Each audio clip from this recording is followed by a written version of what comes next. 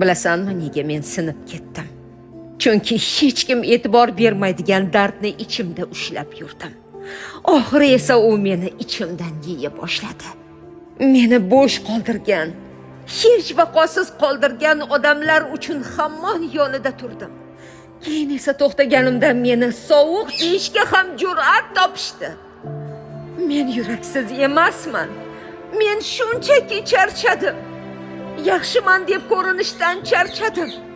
Doim kuchli bo'lishdan, u eblayapti deyishlaridan, u baribir hammasiga bardosh beradi degan yukdan charchadim. Haqiqat shuki men ham sinaman.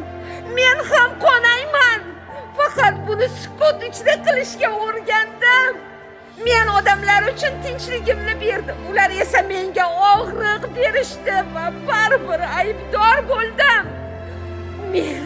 Men ularni yo'qotganim uchun emas, ularni ushlab qolaman deb o'zimni yo'qotganim uchun jahlim chiqadi.